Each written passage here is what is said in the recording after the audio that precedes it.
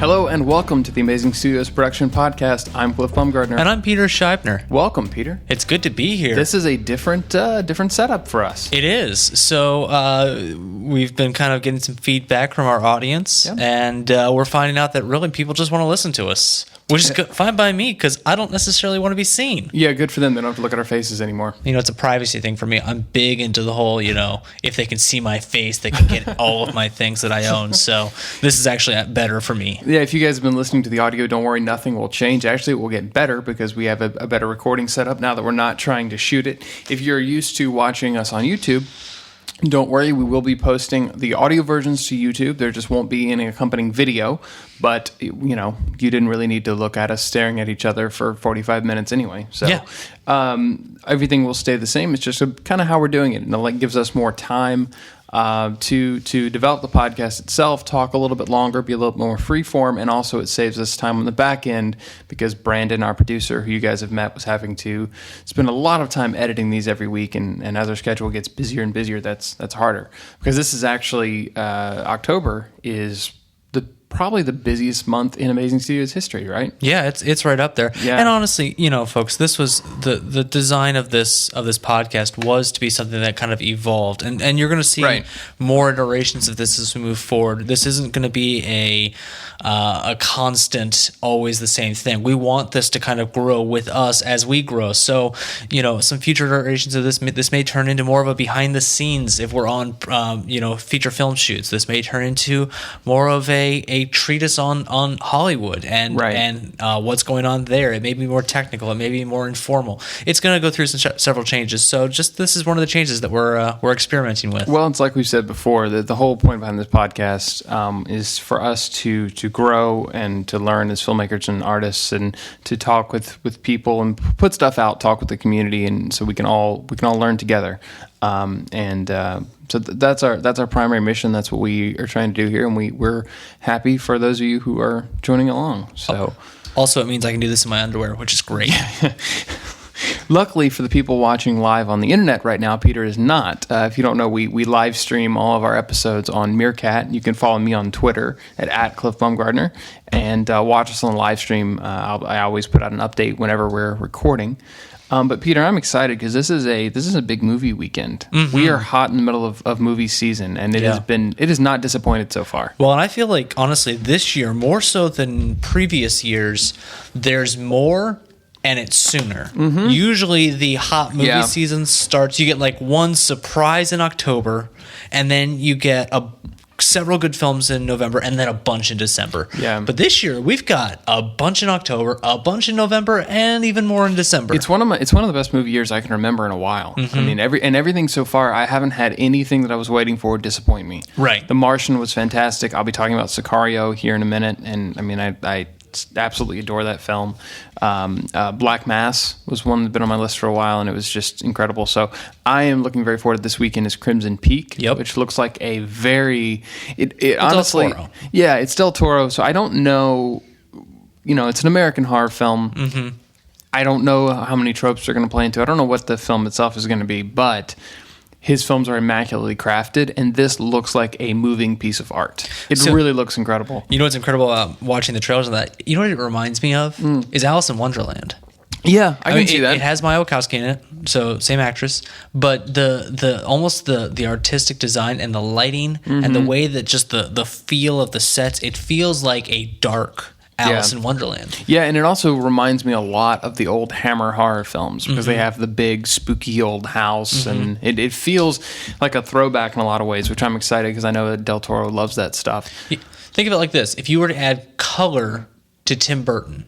Yeah. It really is. Yeah, I can see it. I'm surprised Helena Bonham Carter isn't in it. I know. Because it looked like something she'd jump on. But then also Bridge of Spies this weekend. And I will be going to see that. Yeah, I actually need to check and see. This is Thursday night as of the time of this recording, and I need to look and see if there's an advanced screening tonight. I might go. Because I have a shoot. I can't go. Yeah. Wah, wah. Wah, wah. That's how we paid the bill, though. And honestly, this will be a fun shoot. I'm looking forward to it. Or it's at a concert, and those are always fun. But it's Tom Hanks and Steven Spielberg. It is Tom Hanks and Steven Spielberg. My dad was telling me this morning that he saw them being interviewed on about the movie, and instead of saying that it was Tom Hanks and Steven Spielberg. He told me it was Tom Cruise and Steven Spielberg. And for a moment, I thought he had gone back in time to Minority Report somehow. But I thought it would make Jeremiah happy. Or Munich. Yeah, or Munich. But I am. Bridge of Spies looks so exciting. And one thing I didn't know for the longest time, I think you and I found this out together, is that it's written by a Coen. There's a Coen brother. I believe Joel is on the team. Yeah, I believe it was Joel. I don't think he was the head writer, but he was on the team. Yeah, well, I think it was partially at least an adaptation in some form. So he had a hand in that, and that excites me even more because I mean, a Coen writing, Spielberg directing, Tom Hanks starring. That's an awesome stew. Quick aside on the Coens. Hail Caesar, the trailer came out this week. Oh my god! Oh my word, that looks awesome. It's very old school Coens. Funny, weird, wacky, zany, but also has that crime edge that they're so great at. So mental note, let's discuss that at a later date. Oh, for sure. Because that looks awesome. What's the release on that? It's February. Yeah. Oh, I can't wait. It's been a while since we saw those Coens, so that's going to be fun. But speaking of movies, we should talk about what we've been watching lately. Why don't you go first? Yeah, So Sicario.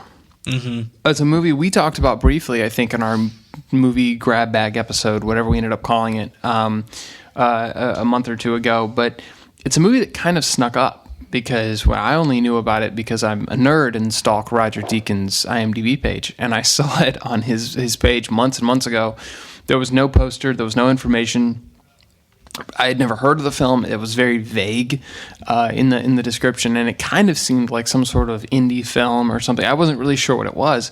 And it kind of stayed in obscurity for a little while. And then it exploded only about a month and a half ago, and all of a sudden was everywhere, and everyone was talking about it. The film community was kind of buzzing about Roger Deakins and his techniques in it and everything, and it became huge, and I was really excited to go, and man, it didn't disappoint. It is a straight, nothing super fancy, a straight, bare-bones crime thriller. Very much, it feels very much in the territory of like a Breaking Bad, and I haven't watched the show yet, but Narcos, it's on Netflix. That dirty, on the border crime kind of genre that I think is really great and interesting, and we've been seeing a lot of good stuff come lately. So what I think is interesting, when you and I talked about it, I said it was on track probably for 35. And right now, as of recording, it's at 28,870, which means it's on track for about 35. Yeah. So I think our prediction was good. However, what we didn't predict well was how good it was going to be. Oh, yeah. You and I both kind of, I think, maybe wrongly so, put a onus on it was probably going to be just another. Yeah. And it definitely wasn't. The script in that thing is I said when I left the theater, one of my first tweets was that it needed to be studied in film school, and it really does. It's so simple but effective, and there's so much character that's delivered in ways that are not cliche or not overwrought. It's just, Emily Blunt is fantastic. Everyone in the film is fantastic. Josh Brolin, Benicio del Toro. Benicio del Toro is terrifying in this movie. I can't speak highly enough about it. And Roger Deakins, he pulled a fast one on me with this movie. The opening sequence of the film is actually something I believe you see part of it in the trailer, but it's very calm at first. It's a FBI raid on a house in Arizona. I believe it's Arizona. Yeah. And when it starts, it looks great, of course, but it doesn't look like Roger Deakins. It didn't look like something I hadn't seen before. It looked almost like something you might see on a really great television show, like an AMC show or HBO. And it kind of progresses in a very standard format. Very effective, but again, very standard. And then something happens, and I won't spoil what happens, but something happens in the middle of the sequence that throws everything into a frenzy, and all of a sudden, Deakins comes out, and his style just appears on screen. And it was a fascinating head fake. And it's a guy, of course, I have no way of knowing if this was intentional, but what it almost felt like was the filmmakers saying, we know what people are going to expect. We know the highly stylized look and feel that they're going to expect if Roger Deakins is doing it, if this director's doing it, etc. And they used that against you to kind of keep your expectations low in the beginning, or flatten your expectations in the beginning, and then blow up the whole thing and turn it into something really amazing. And then the rest of the film is just a masterclass in cinematography. It's a really wonderful piece. And the interesting thing to me, that I haven't heard many stories about this, but I'd love to, is Deakins is listed as the A camera operator. Really? Yeah, which is very rare. Yeah, especially for union guys. Yeah, absolutely. I mean, you have to get special permission, I understand, in order to do that. And I don't think that's normally a thing that he does, being an A operator. But there was more handheld in this than I would normally associate with Deakins, and so maybe he wanted to be hands-on for for that, and kind of get in the piece. Of his craft. So. Yeah, but it was really cool, and it was also interesting because he was listed as a camera operator way down in the credits with all the other operators, which I thought was pretty cool. But yeah, Sicario, I want to go see it again. There's just too many movies right now to go see to see everyone as many times as I'd like, but I cannot recommend it highly enough, especially if you're a filmmaker. Go see that film. It is an absolute blast. Awesome. So I want to talk about a documentary. We had a meeting this week with a great agency, Baldwin and David Baldwin started Baldwin and very nice gentleman. It was a pleasure to meet him. Kind of a legend in the ad world. He really is, and part of what made him a legend was his time at McKinney. And while he was at McKinney, he helped to produce a documentary called Art and Copy. Which I've been watching now. I've just finished it up last night. And Art and Copy is, think of it as a introductory master's level course to agency world. Oh, wow. It lets you into the minds of the transition in time from when agencies were accounts driven to creative driven. And it's kind of the rebels, and it highlights these rebels who transformed advertising to make it more of an art, and to take advertising and make it kind of a rebellious thing. Documentary is incredibly well produced. So if you're just watching documentary for production value, it won't disappoint. But from a story of our world, it's kind of that the flip side of the independent filmmakers. It's the kind of the independent agency idea, where we're going to go outside of the big five and we're going to start our own thing, and we're going to do some things that are just unconventional because they work. And that was back in the early days. We see it all the time now, but it was back in the early days when you just didn't do that. Like, for instance, Tommy Hilfiger, they when doing that, they put up a poster that had it said greatest clothing designers of all time, and then it had R space, and then L space, which you would collect as Ralph Lauren, and then underneath that was the same thing for who's the other one? There were two others that are like really well known, and then at the bottom was Calvin Klein. Tommy Hilfiger. Calvin Klein was one of the other ones up there. Was Tommy Hilfiger, and Tommy Hilfiger was brand new. Nobody knew who he was, and it just created this. Oh wow, this guy must be as good as them, right? And his stuff exploded. He'd put himself on the same level, right? Absolutely exploded. And they were interviewing Tommy Hilfiger. He's like, I hated the idea. He said, I lost sleep over it. I couldn't sleep I wasn't able to stop working for a year because I felt like I had to all of a sudden live up to this level of what they were marketing me as. But it worked. And now Tommy Hilfiger is considered in that world of those designers, and it really, just the mindset of some of these guys and how they crafted Art and Copy, which is ironically enough the name of the documentary. Roll credits. Yeah, really kind of it shaped the way that we advertise now. And a lot of what you and I do on a daily basis, I look at it and I say, wow, we wouldn't be doing this if it hadn't have been for these pioneers who kind of laid the groundwork. So does the doc kind of bridge the gap from the Mad Men era to now? Yeah. Is it that sort of thing? Yeah, basically. Cool. Think of like the transformation you would have had in the 70s, where we kind of went from that Mad Men accounts driven. So sort of the end of Mad Men. Yeah, think of it like that. Yeah. Into the guys who said, you know what? No, let's put the guy who's writing copy in the same room as the art director and make them do it together. Instead of the guy who's going to sit there and write the copy, send that up and say, okay, art guy, make it look good. So that's where you get ad campaigns like Got Milk. Mm-hmm. Because a copy guy is never going to settle for Got Milk. Mm-hmm. Because that's nowhere near enough copy. That's not going to communicate anything. Right. But an art guy is going to say, no, Got Milk, going to draw your eye.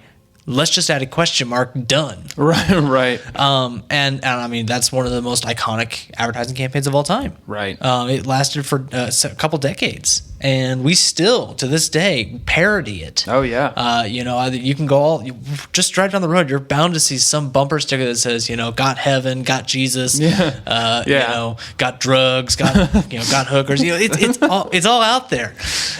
You jumped awfully fast from God and Jesus to drugs and hookers. I mean, hey, it's all, but there's no in between. Apparently, those are the only two areas. Okay, fine. Got pen. Yeah, that's kind of our in between. But I mean, it's parodied and it's used and it's effective. Yeah. And it's been really interesting and fascinating for me, kind of studying that and watching that. So worth your time. Watch Art and Copy. It's on Netflix.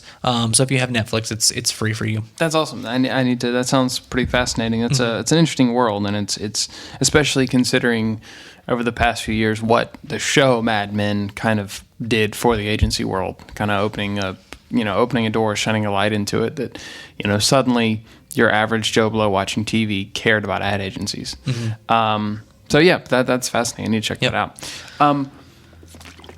So by the way, just want to mention, just in case there's any bleed over, you may be hearing on the podcast in the background, our music guy here at the studio, Dustin, also our art director, is working on some Halloween music, and it is incredibly creepy, and it has made every conversation for the past few days feel so intense because it has been the score. Our lunch conversations have gotten very intense. Yes, it has been the score to all of our meetings because he's been working on it for a couple of days. So if you hear that bleeding over on the podcast, one, you're welcome because it's awesome, but two, keep an eye out. Here in the next week or so, we're going to be dropping a fun Halloween piece that track is being made for. Were you in the office yesterday when he was screaming? Yes. He was standing by the microphone. I peeked out of my room to look. He's standing in front of the microphone doing these eerie screams at the top of his lungs. He was making a ghost choir, I believe is what he said. Yes. And then we all got to read, or a couple of us got to read excerpts from horror stories, whispering in the background. He's going to lay in. It's a really cool piece. I told him today it's probably my favorite he's done yet. Yeah, he's obviously having fun with it. He's all smiles back there while the rest of us are like,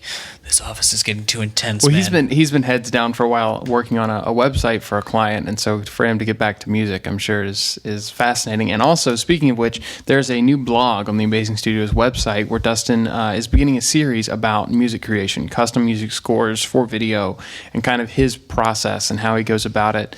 The first post is on inspiration, and then he's going to go deeper in coming weeks. If you haven't checked out our website, amazingstudiosinc.com, we have several blog series going on right now, illuminating different aspects of production and post-production, from animation, music, as I said, editing, creative strategy, all sorts of stuff. We have a lot going on. So if you're in the creative world, or if you're just interested in that, it might be a cool thing to check out.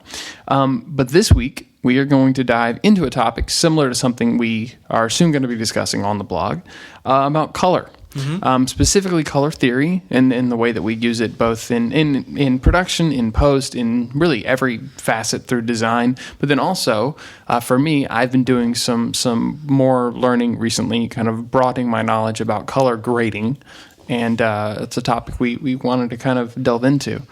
There's a video going around right now that we watched in the office probably a month ago, but it's sort of gone viral and has been shared around a lot about the use of color in films and how filmmakers and cinematographers use color to establish moods and character and all that sort of stuff. And it's been a fascination of mine for a long, long time. And it's cool to see that it's kind of getting some mass popularity right now. It's something that people are kind of going around appreciating because it's one of those subtle but really, really powerful elements of filmmaking, I think. Yeah. When I was in school, I read a couple of books on color theory. The Man Who Wears Purple Always Dies is a great one. But the idea that you can manipulate people's emotions with the colors that you use is a really powerful concept. Right. And not just the colors that you use, but the saturation levels of them. For instance, a muted red is nowhere near as unnerving as a highly saturated in-your-face red. And also, to be fair, this extends far outside of just the creative world or the filmmaking world. There have been studies that have shown that boxers who wear red trunks and red gloves win on average more than people who wear blue, because it's seen as a more aggressive color. Yep. We see this all the time. It's used in multiple facets. We use it subconsciously. But I think that what the job that filmmakers have, or any sort of artist who deals in design and visual storytelling, is to figure out ways to use it intentionally. Well, and pick up Time magazine sometime. Oh yeah, they do a great job on their covers. Look at the backgrounds of their colors of their covers, and it will tell you how you're supposed to feel about the person who's featured. Right. So if you're looking at somebody who's had a sad life, it's probably going to be blue. If you're looking at somebody who's kind of dull, it's going to be gray. If you're looking at somebody who has anger issues, or somebody that we are supposed to be angry at, a la think Saddam Hussein's cover back in 2004, it's going to be red. Time magazine, a lot of others, I mean, every magazine does this, but Time is just the one that always comes to mind for me. And print, you can use this idea of color theory in really every aspect of design. Yeah. Whether that be film or not. But specifically today, we want to talk about using film color design, so picking colors and picking your color palette and whatnot in the actual grade process. Now, we use several tools here at the studio. We use Speed Grade some. We use Magic Bulk Looks. Yeah. We've really been pleased with the results that we're getting for quick stuff out of Premiere with their new Lumetri colors. Yeah, in CC 2015, they really expanded the Lumetri color options that you have right inside of Premiere, and it's imperfect, but it is incredible for what it can do, because there was a long time where color was kind of the redheaded stepchild of the process. There was no good way to do it. I mean, I used to take stuff into After Effects because it was the only place that had the tools for me. Yeah, and it would just kill your whole process. Now we're kind of starting with the inevitable, which is where everybody who does color eventually ends up, which is DaVinci Resolve. DaVinci Resolve, if you don't know, is really the industry standard from everything for high-end commercial work to feature films. It is the software that has been used to color time some of your favorite films, TV shows, and so on and so forth. All of your favorite films and TV shows. And it's one of those things that it's one of those applications that the first time you ever dive into it, it blows your mind. And you're going to say, confused. I'll never be able to do this, and I give up. And it won't make sense, and you'll hate it. But after you use it for a little while, you can't imagine how you got on before, how you went on before you ever touched it. It's something that I avoided for a while, one, because of the workflow. Until the past couple of years, DaVinci had not really had the best workflow for the kind of stuff that we do, for projects coming out of Premiere, for kind of shorter projects that have a faster turnaround. It was a little bit more difficult. Now they've improved a lot of that. You still have to. There's still not a great or direct way to round trip from Premiere into DaVinci and back, but it is better than it's ever been. And so I've really started kind of jumping into it, learning it.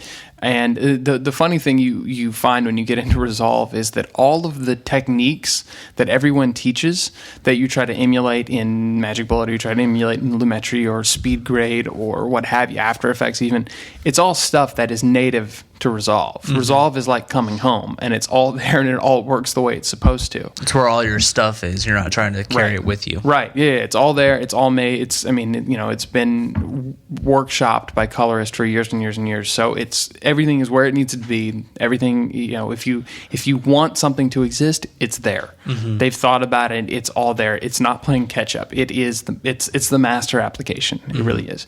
And the results that we've seen from it already, and that I've seen from it, are incredible. Color is an interesting thing for me. It's a color grading specifically. It's something I really enjoy.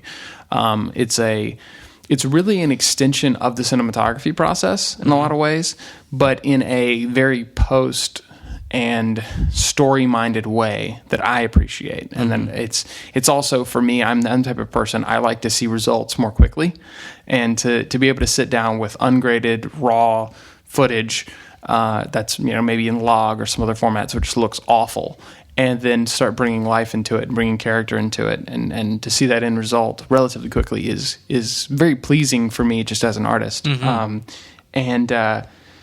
But it's kind of a push-pull struggle. I know for me, I have a tendency normally to either undergrade or overgrade. Finding that perfect middle ground is really tough, especially when you're grading in log.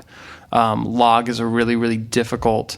If you've never done it before, log is a very difficult system and color profile to grade under because you have maximum flexibility. You can do anything, so it makes it. And it takes a lot to do a little. Oh yeah, it takes a lot to do a little, and it takes every. You have to do everything. You have to be thinking about every detail because especially we shoot on reds here at the studio, so everything is your dynamic range is incredible. There's so much color separation. Well, especially if we're shooting HDR. I mean, you're getting almost 23 stops of dynamic range. It's nuts. Insane. Yeah, and so you have to think about every level of your grade. And for me, layer-based applications like Premiere or SpeedGrade SpeedGrade is basically layer-based.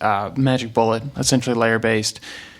Those, for the way I think, aren't as intuitive for doing that kind of advanced grading because it's always a process of stacking stuff on top. And if you change the order of the stacking, it changes everything. It changes everything, and it means that it makes it much more difficult to affect a certain color in a piece because then you're going to be stacking something else on top, and it's just going to ruin whatever you just did. DaVinci, of course, is node-based, which node-based is one of those things that, again, from the outside, seems impossible to use. Once you start using it, you can't imagine ever going back, and that's kind of where I've landed with it. When you're using a node-based application, there's literally nothing you can't do because the way parallel nodes and serial nodes and layer combining nodes and all those things combine, you can affect any part of an image at any time in any way that you want. So again, it's maximum control, but in a very intuitive way that makes a lot more sense, and that for me has given a lot greater results and greater control and greater just a better sense of what the process is, and it feels more intuitive. And I think so far we've yet to actually put out a project that's been graded in DaVinci because it's been kind of a learning. It's been a lot of experimenting and learning. I think soon we're going to have a project that will go out, actually a fairly big project. We're going to bring into DaVinci fairly soon, and I'm excited about that to see how it comes out. But so far, the results have been incredible. Yeah. Yeah, and I'm excited about what I'm seeing coming out of it. And it's allowing, me as a director then to come in and say, very specifically, right. At Cliff, this looks good, but wouldn't it be better if we kind of, brought a little bit more light into the face, but I really don't want to affect the neck or any other part of the frame, or maybe the blue here should be just a little bit bluer. Right. Because it's allowing, Cliff then has the ability to manipulate the things that I want to do emotionally for the audience. And with that maximum control, and it doesn't take a ton of time at that point right. to make those minor adjustments that would be almost impossible without a lot of detailed masking. And it's also in other applications. It's also a thing that there have been changes and things that we can do that we would otherwise not even think about because in other applications it wouldn't be possible. Right. The one of the biggest elements of DaVinci, anyone who's used it will know that the real key that opens up so many possibilities is their qualifying system. Qualifying system, if you don't know, is a system that allows you to select a color or a range of colors and affect hue, saturation, luminance, and so on only in that one specific color range. So you can just select skin. You can just select a shirt. We did tests where we were changing the color of an interviewee's shirt. That was fun. Yeah, that was fun. And it looked incredible. It actually played well. It was, with a little bit of tweaking, it worked very well. And it's the sort of thing that, especially in what we do, it's a level of flexibility that when a client comes and says, we had a client recently, our Campbell video that went out, that it was very important to them that at all times their color remained a true Campbell orange. And that's something that with the color process we did on that was a little bit more finicky. We're still able to do it, certainly, but it was a little bit more finicky because we were grading that using the Lumetri tools due to the fast turnaround, and it looked great, but it wasn't we didn't have as much control. In DaVinci, that would never be a problem. Right. We had to make the decision, should the orange shirt be perfectly orange, or should the backgrounds be perfectly color correct. And really the skin tones, because Right. the orange in the shirt was so close to skin tones. Right, and Da so we Vinci had has to make no the issue. decisions. We had to make decisions like that. Where in Da Vinci, you wouldn't have to make a decision like that. You could get both of them exactly like you want them. Right. It's really incredible, and it's a thing that I know people may be listening to this who have been colorists for a while and are kind of going, yeah, no, duh, Da Vinci is the best. But Welcome to the club. right. But for people who kind of do the work that we do, and especially for young filmmakers or aspiring filmmakers, I feel that color really is one of the things that can set you apart. I've seen great cinematography ruined by bad color, and I've seen not as great cinematography saved by good color. To bring back, relight a shot, open the possibilities for what it can do, bring emotion back into it. So I would really encourage anyone who wants to play around in that world, go download DaVinci. It's free.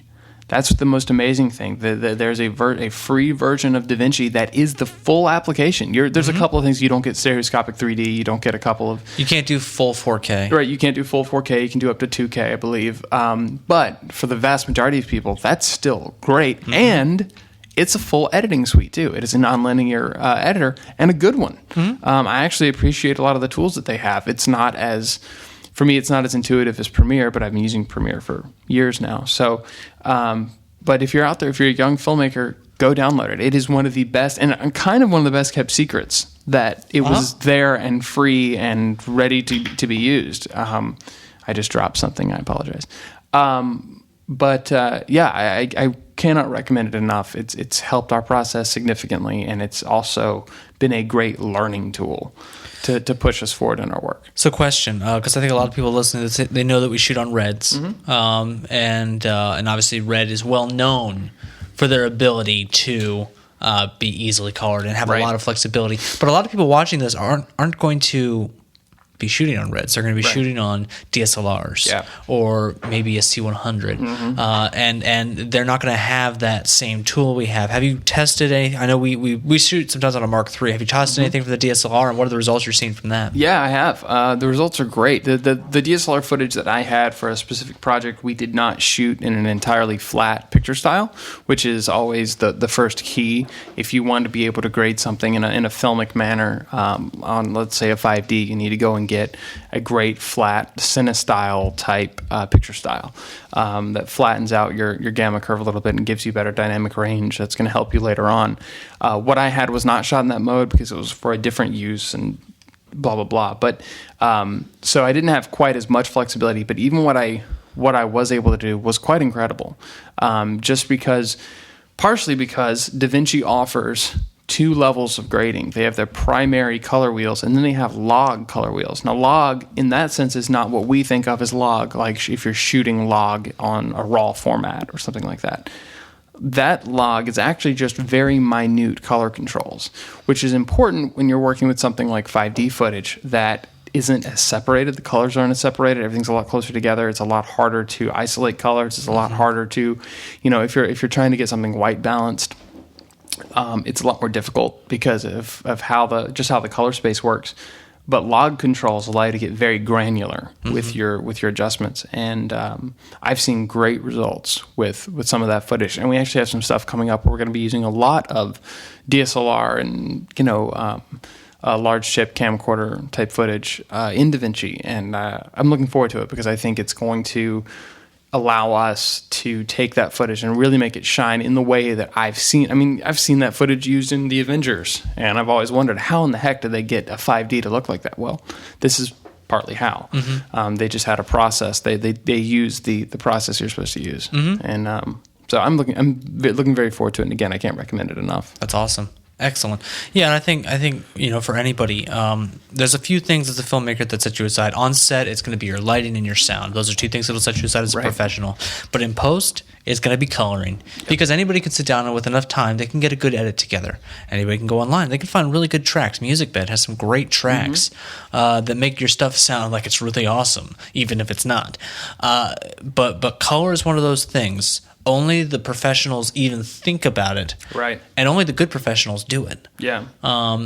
And so if you want to set yourself apart, if you're an aspiring filmmaker, if you're a young startup company, really consider spending some time in color, spending some time in learning color. There's great tutorials online. DaVinci has some great tutorials. DaVinci's free. Groundcontrol.com has some really great free LUT packs, which is a topic for another discussion, but and how to use those. But they have and also some great DaVinci tutorials. Yeah, but to get that cinema look, you got to spend some time in color. And so if you're just starting out, we would highly encourage you, go download Resolve, test it out. If you're still intimidated by that, if you don't have the time to do that, spend some time in Premiere on Lumetri. And if you're in other colors, I know Final Cut X has some good color tools. Really spend some time though in your footage before it goes out coloring. I know something that we do internally, we'll spend a couple of days a month and we'll just pull in some of our favorite shots from all the projects we worked that month. We'll pull them in and we'll spend a couple of days just experimenting. What can we do to push the colors on this? I would encourage you to do the same. Great way to learn and get some other people's opinions too. It shouldn't just be yours. And if you're alone in what you do, bring in some people. Have some friends, some family come and take a look and show them some 5 or 6 different looks on the same shot and see what they think. Ask what it makes them feel. That's a big part of it. Yeah. What emotion does it give them? And honestly, in a lot of ways, it's better to ask somebody who's not in this field than somebody who is, because I know what I'm looking for when I'm offering those critiques, but you want to be able to affect somebody who doesn't know what they're looking for. So bring in some family. Bring in your mom. She loves you, and she's going to say great things about your work, but she doesn't know what you do. It's true. Right. Yeah, some of the best feedback comes from people who don't know that what they're saying is actually a huge insult. Yeah. Those are some great moments. Somebody goes, oh, yeah, this looks so happy. And you're like, oh, it's a horror film. That wasn't what I was going for. Yeah. And so that's good critique to get. And I would encourage you to grow in your color. Yes. And understand color theory and how to use it to really make your stuff stand out. And as always, as we said at the beginning of the podcast, we love interacting with you guys. We love all learning and growing together. So if you have any questions or advice for us, please hit us up. You can find us. Peter and I both are all over the internet. You can find me at Cliff Bumgardner pretty much everywhere. I am currently reworking on my website.